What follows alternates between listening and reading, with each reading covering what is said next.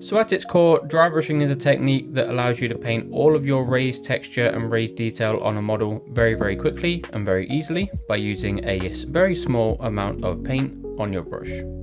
In terms of the brushes, there are a couple of different styles. We've got the more straight chisel type style, which is typical for a Citadel dry brush.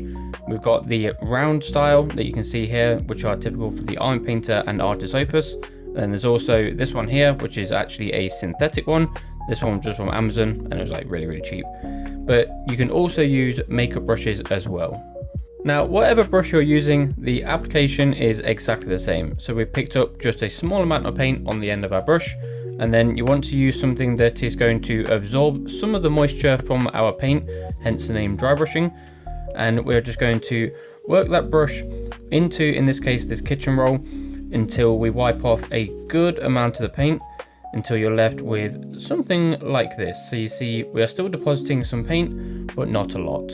And then on your model, all we simply do is just flick this brush back and forth over our surfaces, and all of that raised texture, you can see it starting to get highlighted there on this base, and it does not go into the recesses of your model, and it will leave you with a nicely defined and highlighted textured surface. Now, this is why something like a base or terrain is very good for dry brushing, because over a smooth surface, there's not really too much that the brush is going to necessarily catch.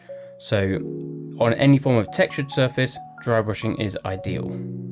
So after that quick round of dry brushing, you can see that all of our raised texture on this base has been nicely caught and highlighted, but all of those recesses remain our dark black.